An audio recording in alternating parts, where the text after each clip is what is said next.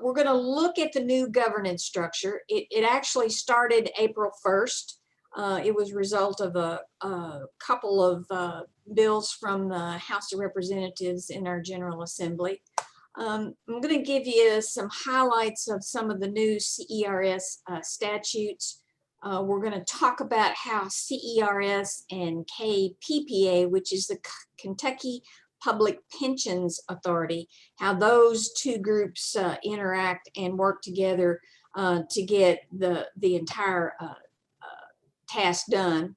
We're going to spend some time talking about the CERS investment strategy, and we'll take a look at what we're doing from the CERS board when in terms of financial oversight.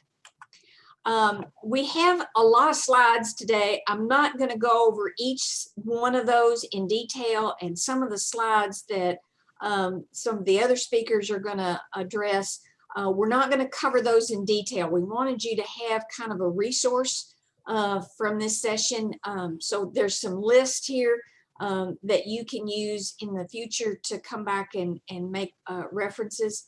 As most of you know, it was in 2020 that House Bill 484 created this separated governance structure and created the new CERS Board of Trustees with 9 trustees.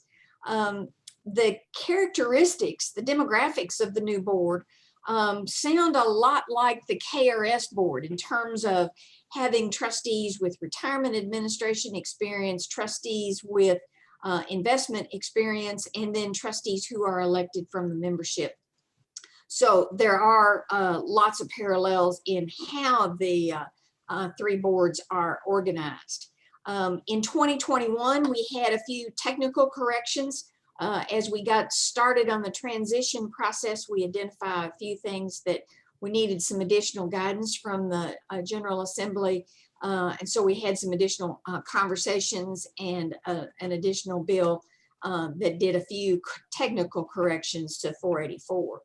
And then another important piece of legislation in 2021 was a separate set of statutes for the CERS benefits and pension plan administration.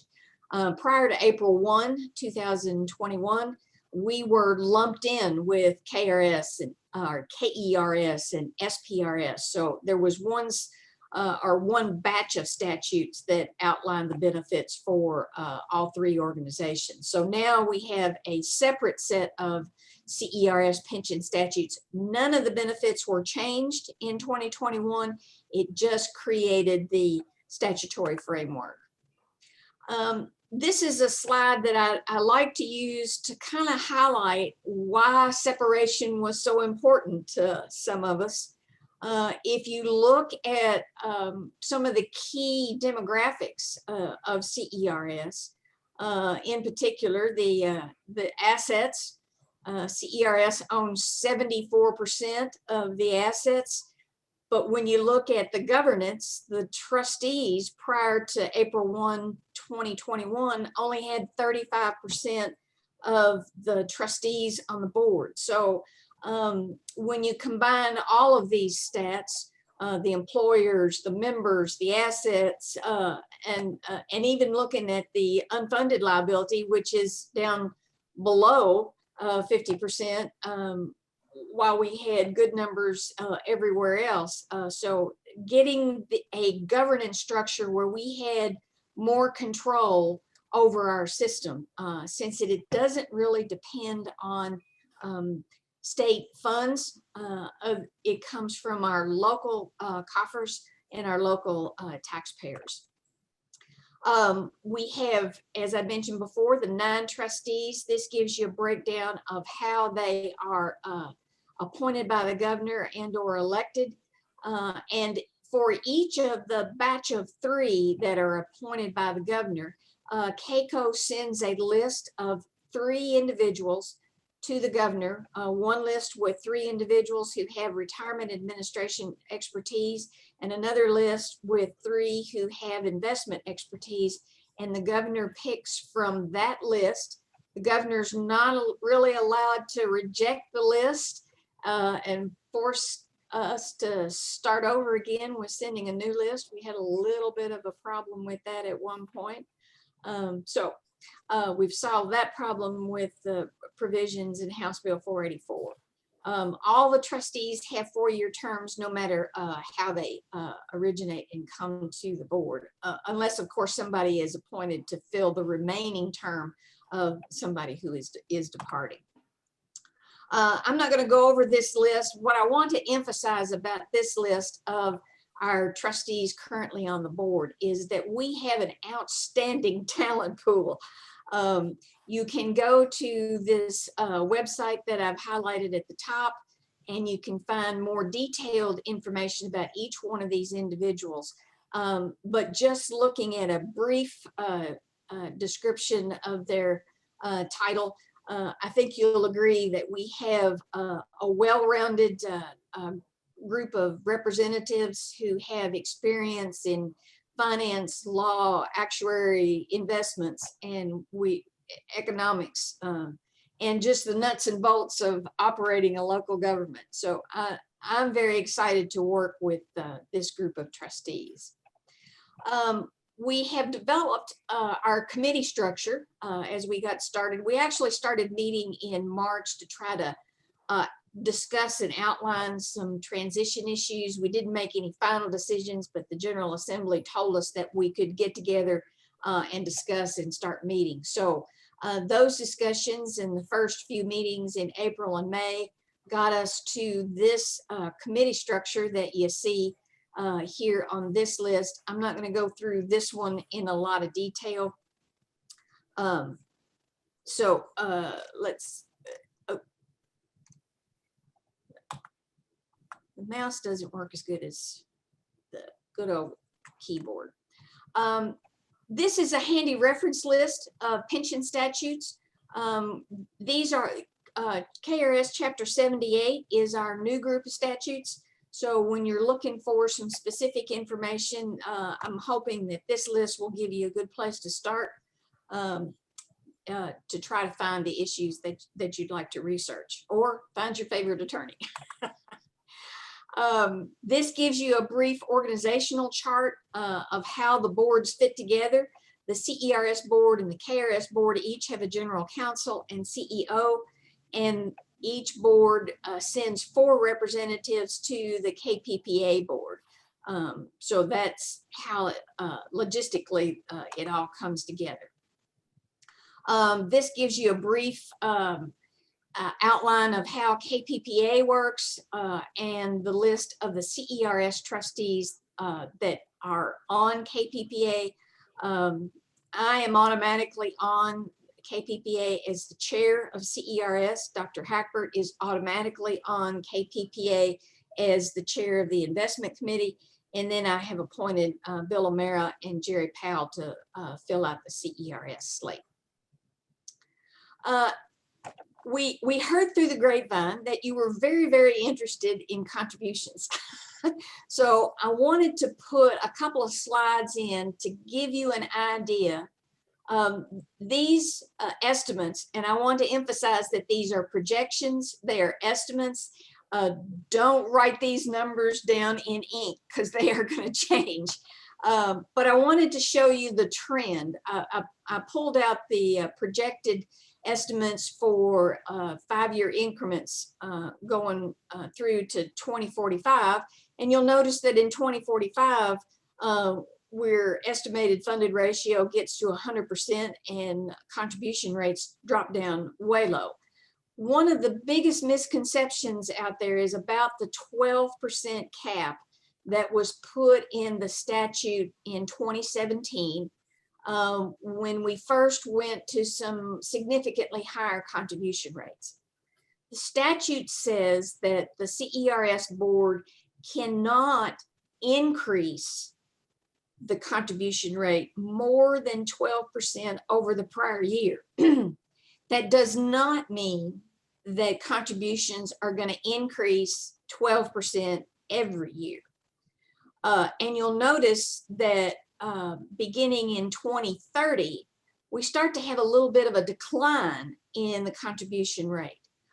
The 12% was put in place to phase in that one significant contribution increase that was enacted in 2017 when we changed the discount rates on the actuarial study. So once we get caught up to the actuarial contribution rate, then we will start decreasing gradually contribution rates over time until we get to that fully funded status in 2045. And you'll notice that the contribution rate, now this is on the non-HAS group, it drops down to about 3.73, and that's really the normal contribution. If we are only paying in contributions for folks that are working this year, we pay in the normal contribution, or in 2045, it's projected for an estimate of 3.73. That covers the time they work for that 1 year. Right now, the rest of this 20% contribution is paying down the unfunded liability, kind of like the mortgage on our house. Once we get that mortgage paid for, then those contributions will be a lot lower.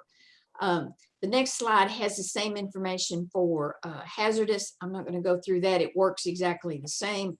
But I want to emphasize these are estimates. They're going to change every year based on how the investments roll in, how the demographics of our system roll in, and the actuarial valuation. So you want to tune in to the November and December CERS board meetings to hear us set the contribution rate for the following fiscal year.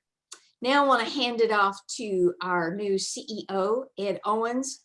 Ed's going to be the face of CERS on a day-to-day basis, the operational side, and he is working with KACo to develop an open communication channel from our stakeholders here at KACo to the CERS Board of Trustees. So Ed, if you'll take the reins and just let me know when you want me to advance slides. Okay, thank you, Betty. And thank you to you KACo stakeholders. This is a tremendous opportunity for me to be a part of a tremendous organization. You can see on this slide what my background and history has been, but since I'm going to be your primary contact, I want to spend a little time talking about myself. I am a native Lexingtonian. I graduated from Bryan Station High School. I graduated from the University of Kentucky Gatton School of Business, and I graduated from the University of Kentucky College of Law. My career has been primarily in the financial services industry. I've specialized in three areas primarily: risk management, government relations, and community relations. I'm excited that I'm going to be able to use all three of those disciplines in this role. It is absolutely exciting for me to get the opportunity to work with the 9 board members of CERS. They are exceptionally talented individuals who are focused on what it takes to protect and grow the assets of the CERS funds.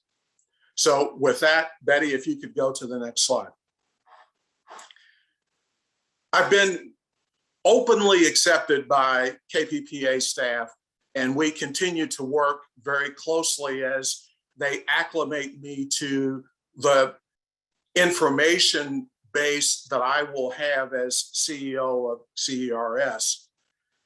My role primarily is to ensure that your trustees have all the information they will need to make the best possible decisions they can make regarding the CERS funds.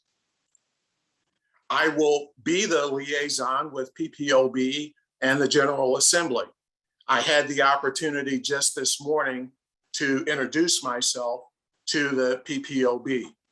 I'm excited to get the opportunity to work with them and to work with the General Assembly. but I'm most excited to get the opportunity to work with KACo, with KLC, and KSBA.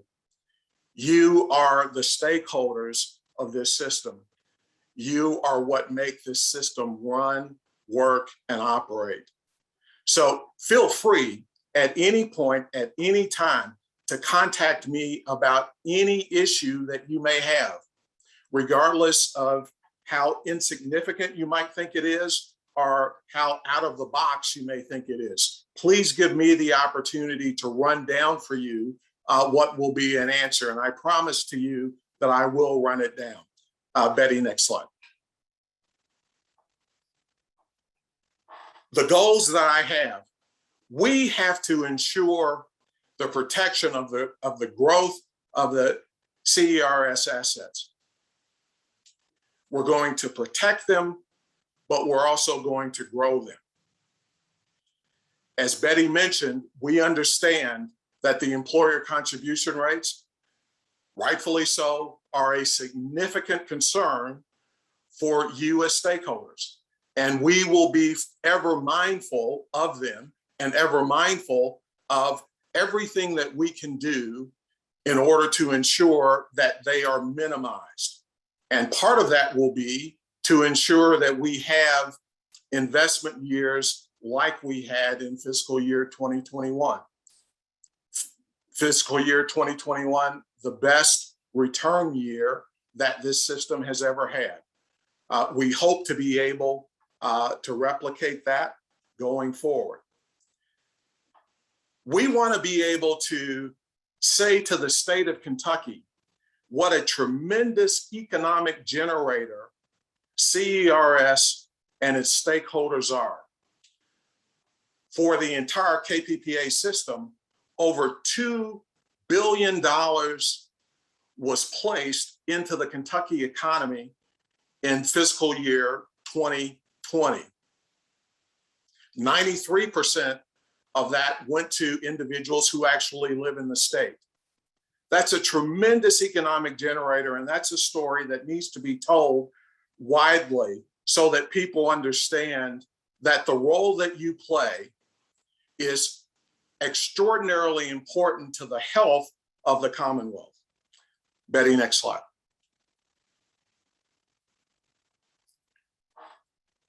So that is the last slide that is attributed to me.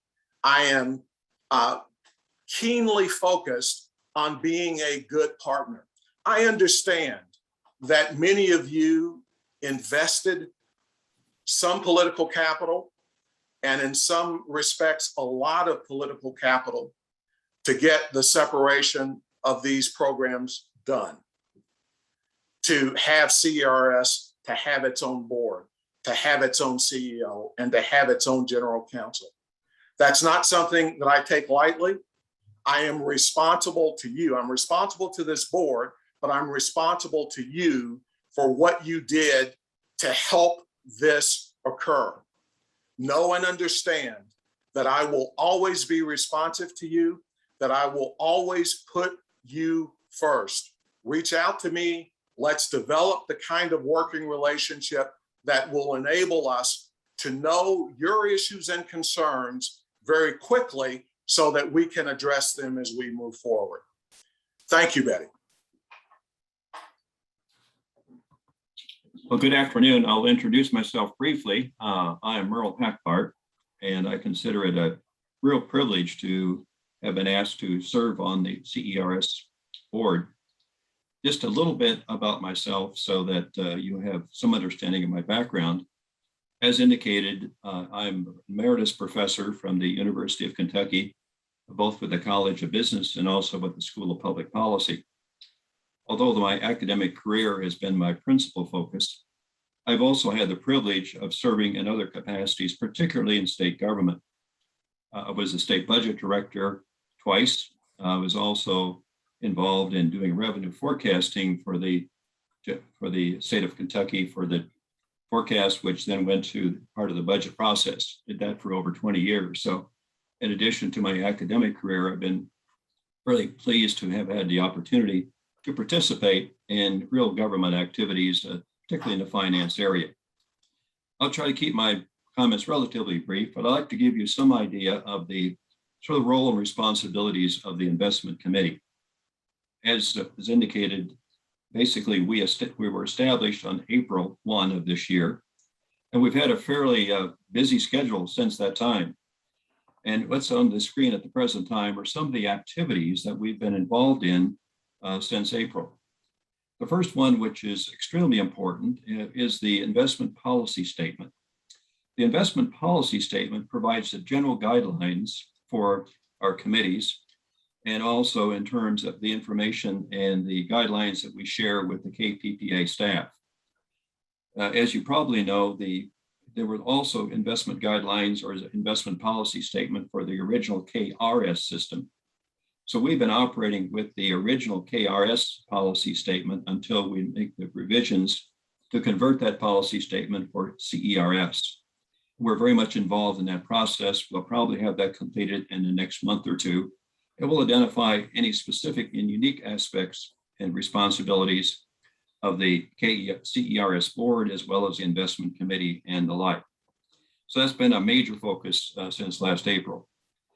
The second major issue that we'll be dealing with and are currently dealing with is the establishment of the investment procurement policy. This deals with fund managers and the various processes that we go through to make sure that they're transparent and everyone understands how we approach it, how we do the due diligence if we're involved. In fact, we just made, at our last meeting, we had a conversation and basically tentatively approved a new fund manager. And I was really pleased with the staff of KPPA and the rigorous approach they have used and the basically transparent approach that they have used to select their fund managers. I think we are very pleased to be working with them as we go forward. The next item that we've been involved in is the KPPA's administrative investment policies. In effect, the KPPA, as Betty has indicated, is in effect the administrative arm of the total operation. And their staff basically has the responsibility to carry out the guidelines, investment policies that our board and our committee has established. But in addition to that, there are administrative policies in terms of the operation of KPPA and some of the actions which are principally administrative in nature. The KPPA board will approve those guidelines, and then they'll come to CERS will basically approve them as well. The next major activity that we're involved in is to continually evaluate the allocation of our assets. And to a great extent, we rely, at least in terms of gaining perspective on the importance of various and roles that the various assets can play, as the asset liability study. And we've been involved reviewing that at the present time, and that's going to play a very important activity in the future. Finally, we're very focused on strengthening the performance reporting. I think certainly it's terribly important to have transparency in terms of the performance of investment activities. In that regard, we're working with Wilshire, which is a consultant to KPPA, as well as CERS, as well as the KPPA staff. And at their last meeting, they provided a revised approach to providing us with performance information. I think was very educational, very important, and helps our committee understand how we're doing. And also we attempt to identify areas that we might want to make some adjustments in the asset allocation procedure. Next slide, please. There are also investment committee responsibilities. The first one, I think, is to me really probably the most important one, and that's to review and monitor investment performance. As I just indicated, we work with Wilshire to get national standards. We look at benchmarks. We look at our performance of our investment activities relative to those benchmarks. And we also get, as a result of that, obtain potential ideas and thoughts about maybe marginal adjustments that we might want to make in terms of our asset allocation among U.S. equities, non-U.S. equities, real estate, and the various other categories of investments that we typically tend to make in terms of public pension fund management. We also have responsibility to adjust the portfolio composition if we find that the present composition may not be the exact competition we would like to have for the future. because obviously we're looking forward for at least 30 years, 20 to 30 years. So we have to look at a number of issues and concerns, trends, and so forth. Certainly we try to understand to a greater extent and degree possible those trends and their implications. Of course, there are economic trends, there are trades in terms of world trade, there are a variety of trends in terms of the age groups that we're working with, the number of state and local government employees. All of those issues are important. We also review the implications of the stress test. I'd like to spend maybe just a moment on the stress test. This is a very important activity. In fact, at our last meeting, we had a presentation about the stress test. And basic question, what is a stress test? Well, stress test is basically an effort to identify the risk associated with investment and contribution activities. In other words, for example, if the ARC is not funded, it will have implications for the current time period as well as the future time period. We also try to look at other factors, such as whether we have an increase or a decline in number of public employees. We, of course, also are concerned about the potential impact of the market on the sustainability of the pension fund. So that's a very important activity. And it provides our board members with some views of potential changes in the future where we might want to make adjustments based upon future trends that are being recognized. We also have the responsibility to review and approve fund managers. I mentioned that a few moments ago. And the KPPA staff, of course, works with those fund managers on the operational side of the pension fund. And periodically, for a variety of reasons, they may decide they want to add a new fund manager. Typically, fund managers may be added in the case if the total portfolio increases, or if we find that there are certain fund managers who we have currently are not working with who have outstanding performance. So that's something which is done on a continuous basis, where the KPPA staff does the initial analysis. They'll do a very rigorous analysis if we're going to be adding fund managers to keep that process transparent. They then submit those recommendations to the investment committee. We review their analysis. We walk with them, talk with them about their selection. And then, of course, we make a recommendation to the board. So we work in effect, in a very cordial manner back with the KPA staff in that particular activity. We also have a responsibility to basically monitor the financial markets and economic outlook.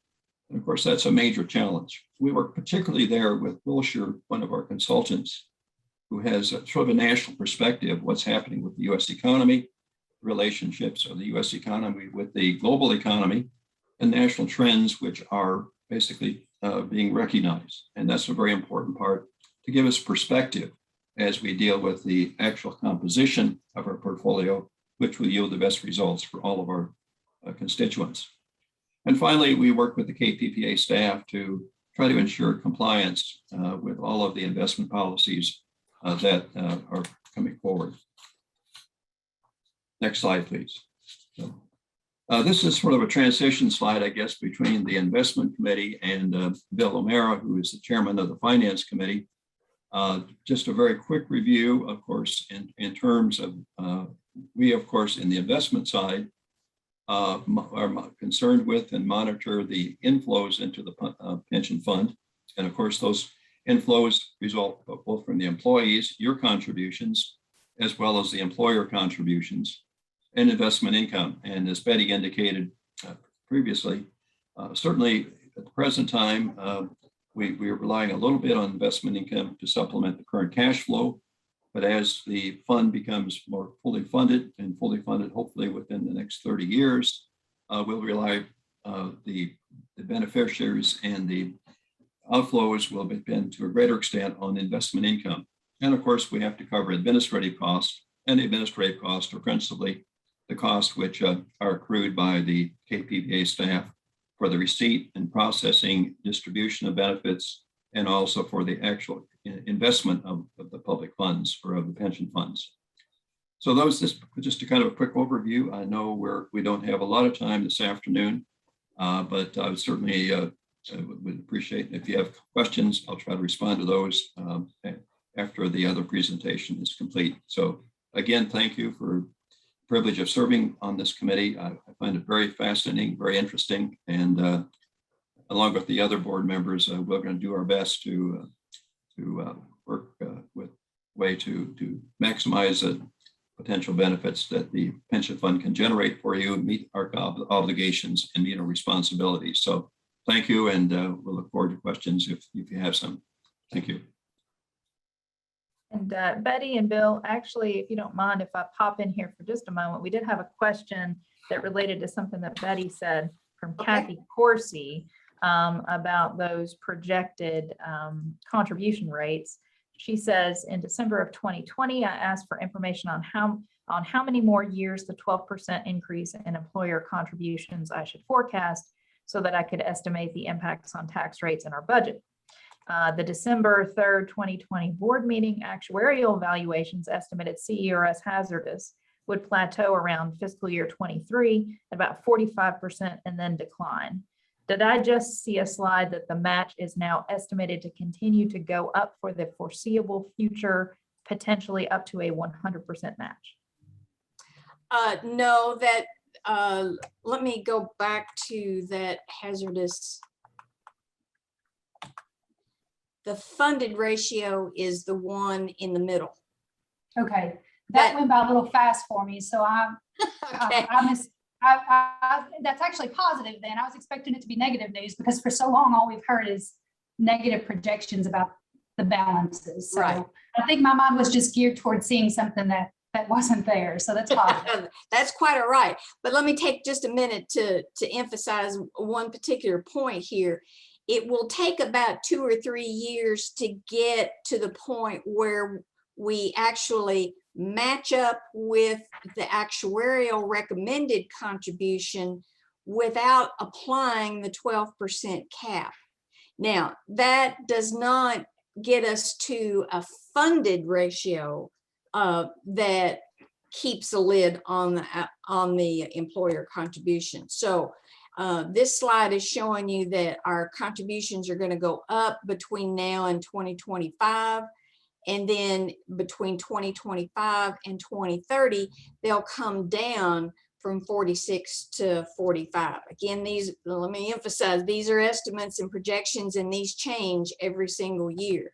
So once we get to the top of that funding curve, then we'll start to see a decline in the employer contributions. And notice we're going from 46 to 45 to 43. And then between 2040 and 2045, it really drops way down when we have the system funded at 100%. And here we are only funding the normal contribution. That is So so far, that's great. I think that chart looks great. That is so far from Governor Bevin at the local issues conference, probably 3 years ago.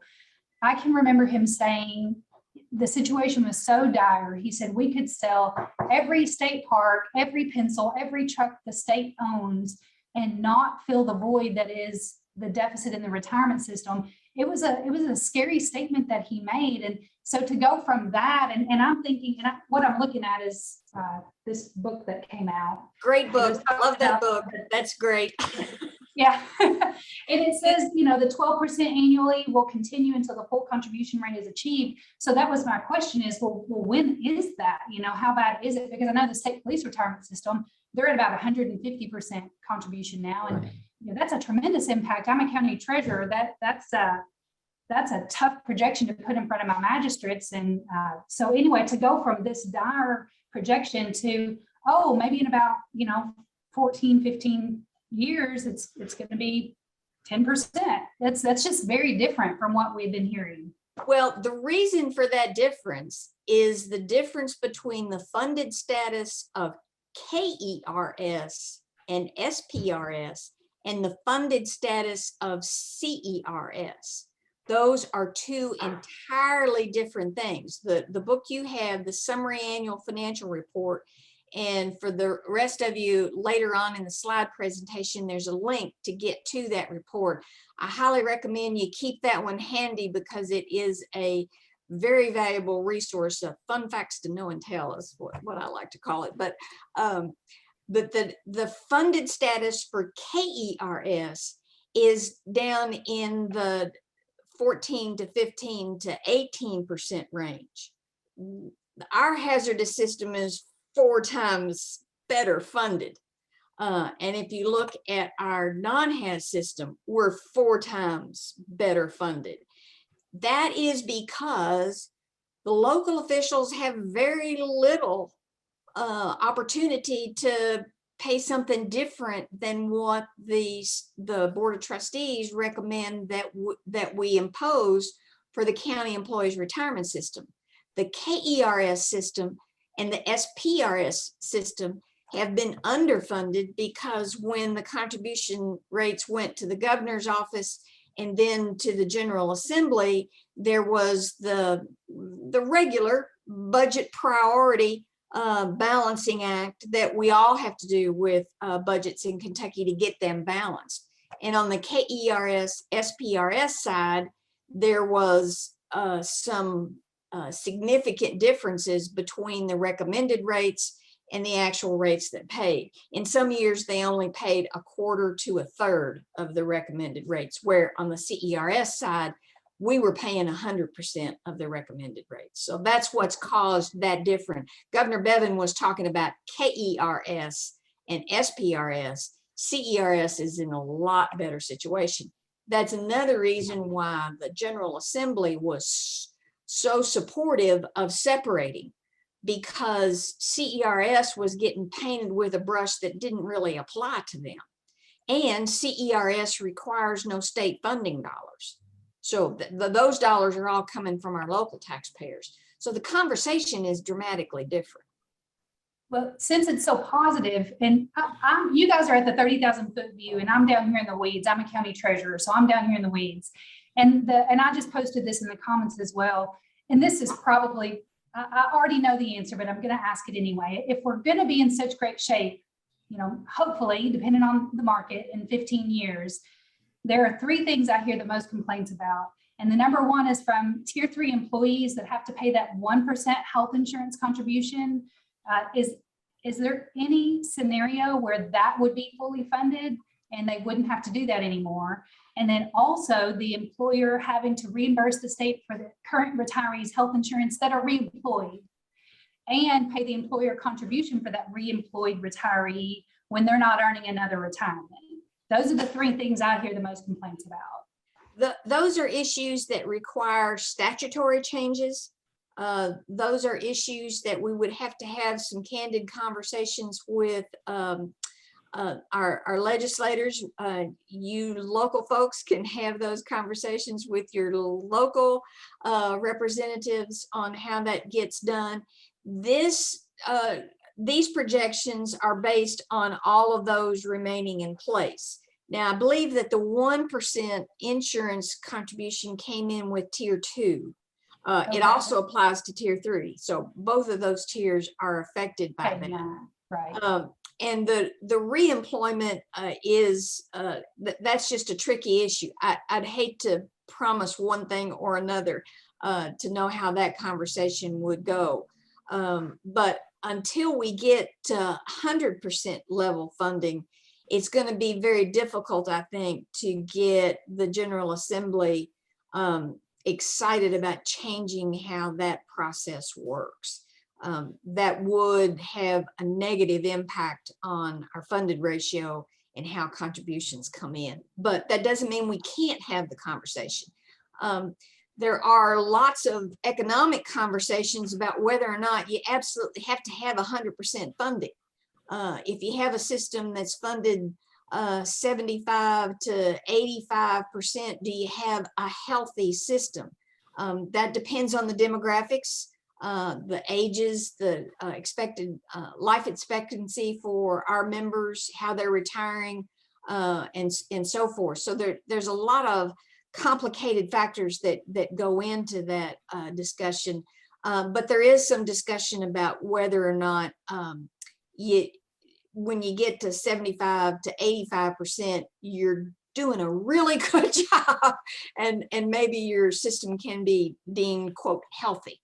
Now, the other reason for the 100% benchmark is that the General Assembly has been very clear there will be no cost of living increase for our retirees unless we get to 100% funding.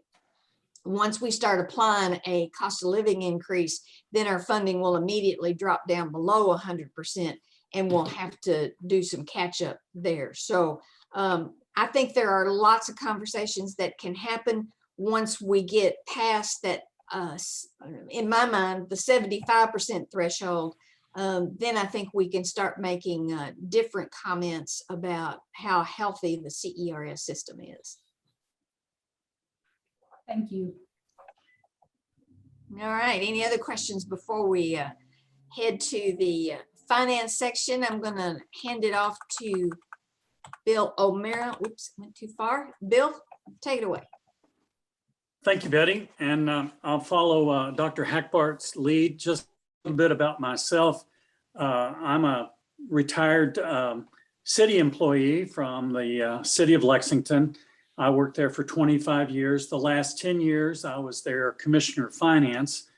And as that position, I was also on the board of trustees to independent city-funded pension, and that's for our police and fire pension, which is an active pension plan. Went through a restructuring. I was on that committee that looked at how to restructure that to try to get it into a healthy state.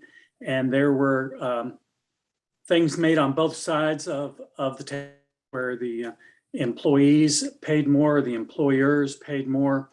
And we promised as a city to pay the full arc. And I am going to give it to you, Betty, as my computer is about to close. I'll be right back. I'll cover for Bill just a minute because he's having some technical issues.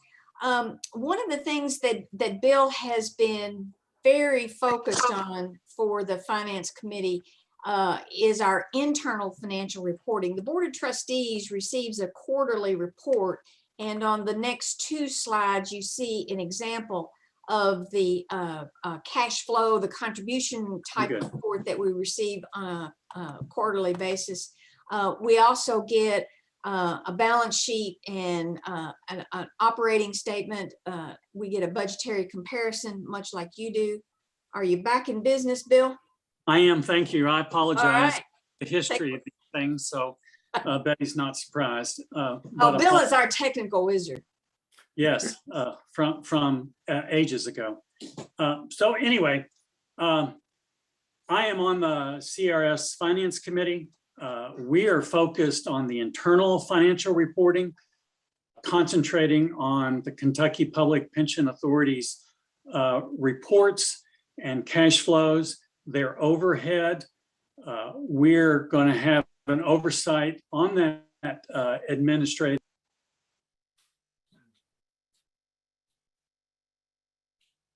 Oh my, storms are wreaking havoc on us this afternoon. All right. One of the issues that has gotten a lot of conversation is how those KPPA administrative costs get allocated to CERS. Traditionally, those cost allocations have been made based on head counts among the members and the amounts of investments that are being managed depending on the type of expense. With this separation, House Bill 484 in 2020 also put in a provision that CERS is going to be paying some additional administrative costs because KRS is incurring new cost because of the separation. So Bill and I are very interested in developing a direct cost allocation plan and an indirect cost allocation plan. If any of you have federal grants, you may be familiar with that notion of having an indirect cost allocation plan. So we're going to be watching that very, very carefully. The Finance Committee also takes up applications for hazardous duty positions. I'm sure we've had some applications from some of our county officials shifting from the non-haz to the hazardous duty position. So you're probably pretty familiar with that process. It lands in the Finance Committee because it does affect finance, but mostly because there's not really another home for it. And I didn't want to create a separate committee just for this process. So we send that to the Finance Committee for them to review before with a recommendation back to the full board. The same is true for those employers who want to come into the CERS system or leave the CERS system. We have a variety of statutes that outline the rules for either one of those processes. So the Finance Committee takes a first look at those applications. Now, the CERS Finance Committee kind of coordinates with the Joint Audit Committee. The Joint Audit Committee has 2 members from CERS and 2 members from the KRS board. And Bill and I are the 2 members on the Joint Audit Committee from the CERS system. The external audit falls to the Joint Audit Committee, and that's because the external audit looks at the systems as a whole, and the way we pay checks to CERS members is no different than how we pay checks to KRS members. The system for collecting funds from CERS employers is no different than collecting funds from the KRS employers. The system of internal control for the systems is basically the same umbrella over all 3 boards. So the external auditors start at the KPPA level. We also coordinate with the KPPA internal audit division. The systems are large enough that we can have a very robust internal audit division, and we're looking at some ways to strengthen those interactions, to use the internal audit division to improve our internal control reporting and so forth. So those are the primary responsibilities that we have in finance oversight. The next 2 reports, I'm not going to go into a lot of detail on these because I want to leave some time for additional questions. And I don't want to get too far into the weeds on these. These are in your handouts. You can come back and refer to these. I also wanted to have these in the report because these are the reports that Ed will be bringing to PPOB when we report on contributions to the General Assembly. So this should become a fairly familiar format. What's kind of important on this particular report, we call it a contribution report, but notice that it includes investment income. The investment income on this line are your dividends and interest payouts, the recurring types of investment income.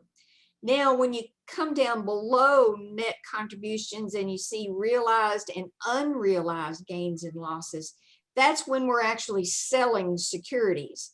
And you'll notice that that has a much bigger chunk of change in that process. So we compare our recurring items, our contributions, our recurring investment income with the outflows for benefits and administrative expenses to get to a net number. And for CERS non-hazardous in 2021, that's still a negative number. That doesn't bother me a lot because we have a lot more members who are retired than we have members who are paying into the system as active employees. And when you have a mature system like we have, we've been in there about, we've been in existence about 1, maybe 2 years after God invented dirt. So, so we have a natural outflow of resources. What I normally do is I compare this number with our realized and unrealized gains. I don't want to use up all of those realized gains because I want to grow the portfolio. But I can look at the comparison of these 2 numbers to see how much of these sales of assets that we use to help pay benefits and administrative costs. So, and now the same applies to the CERS side. Staff does a great job of given us a 2-year comparison between 21 and 20. That information is very important. The next slide focuses solely on our insurance fund. It has a lot more black numbers in it and very few reds. The 2020 red numbers for realized and unrealized gains was some of the downturns that we had in the investment markets that were a little bit out of our control. That was the pandemic market, if you will. So you'll see these reports coming to PPOB on a regular basis. You can also find them on the CERS website with our meeting materials. These are some of the goals that we have outlined for, I'm trying to check time here to make sure that we don't run over and run out of time to answer your questions. I'm going to skip over this slide simply because we only have about 6 minutes left, and I want to make sure that we have time to talk about questions. Jennifer, do we have some questions in the queue? We do have one from Magistrate Sims. Okay, let me come back to that one when Sure. after I go over this list of resources. Great. The last thing that we've included in the slide deck is a list of some fairly important resources related to CERS, and these links are there for your use. The meeting calendar is particularly important because on the meeting calendar, you can go look at a recorded session of meetings that have occurred in the past. You can also get copies of the materials that the trustees use for conducting business during those meetings. So there's a lot of useful information in there for those pieces of information. Now, Jennifer, let's go to questions. Sounds good. I'm actually going to ask Magistrate Sims if he'd like to unmute himself and ask the question himself.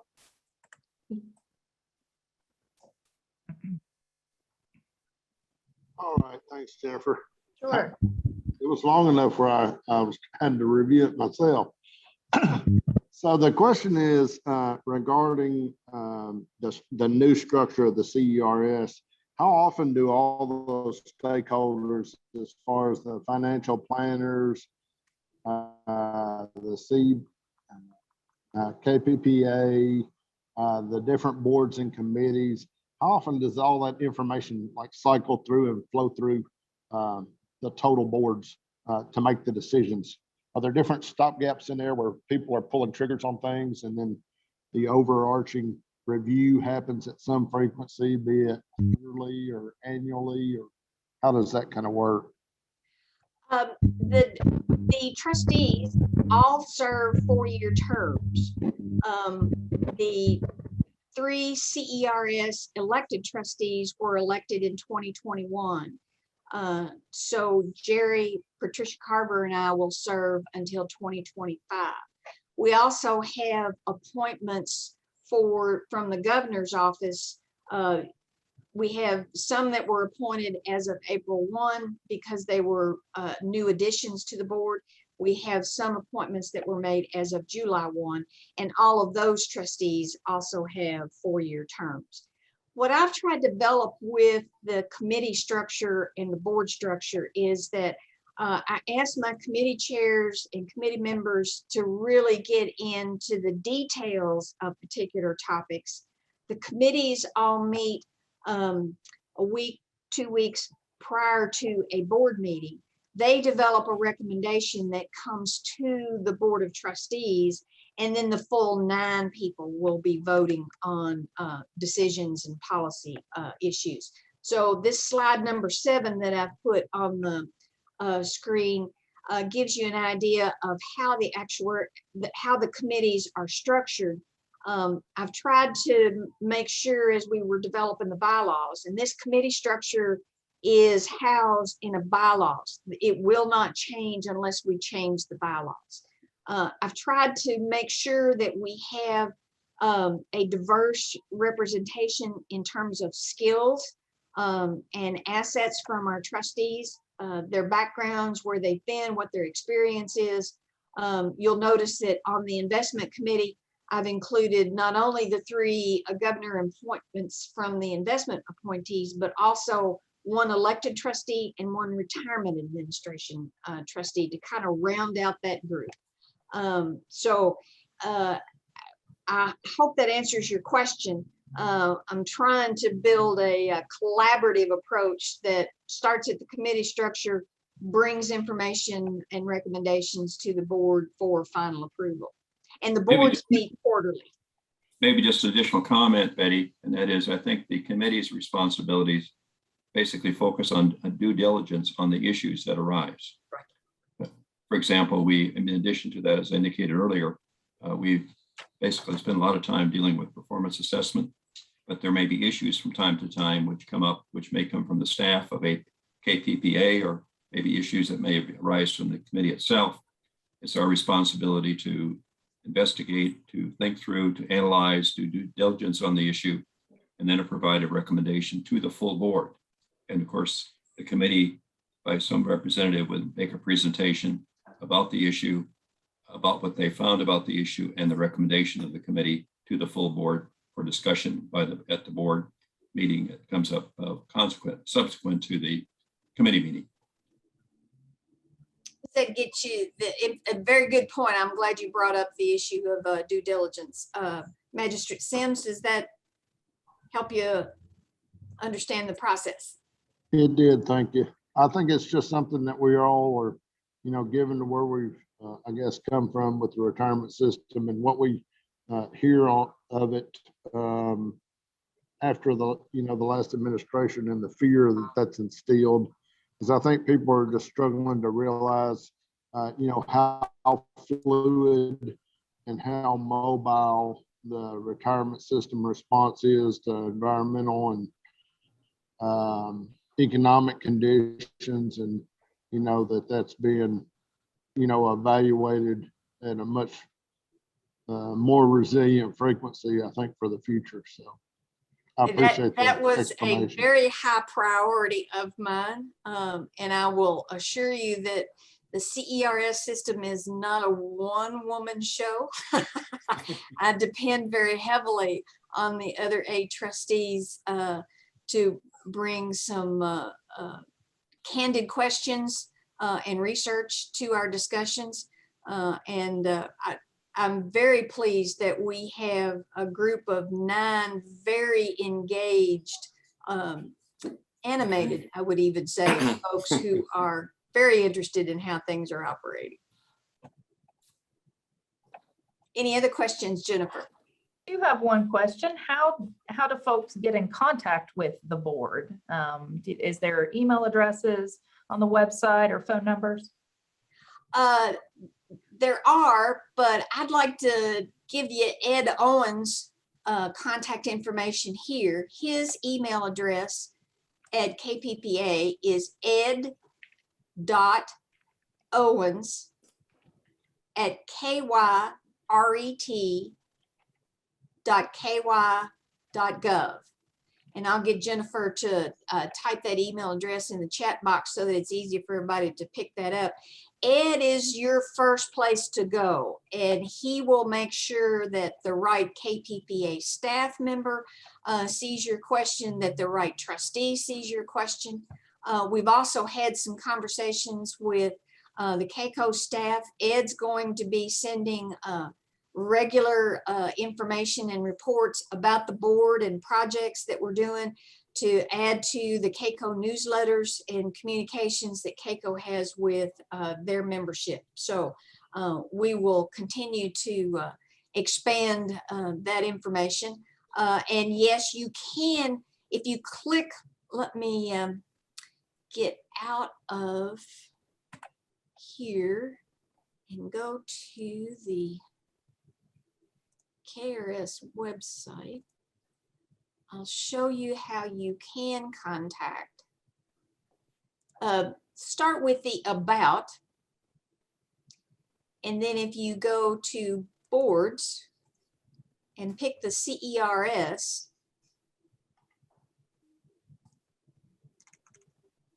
then under each one of the photos, you'll find bio information. about each one of us. Betty, we And a can't see what you're looking at. If you think we can, we're still looking at the PowerPoint. Okay, so I need to stop share and start share again. Don't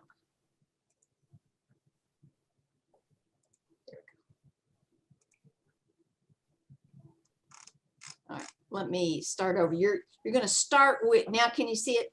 We can, yes. All right, you're going to start with the about, and notice that up here at the top, the address is kyret.ky.gov. That gets you just about anywhere you want to go on the KPPA site. So that's an important address to remember. So about will give you, you can go to the boards and then pick CERS. And then when you click on a name underneath the photo, you'll get a bio, you get a list of what committees that trustee serves, and then you'll get a contact form where you can send information to us. But I wanted to make sure that you had Ed Owen's information because he's our communicator in charge. He will make sure you get an answer and that you get directed to the right individuals. Wonderful. Thank you so much, Betty. And unfortunately, we have run out of time, but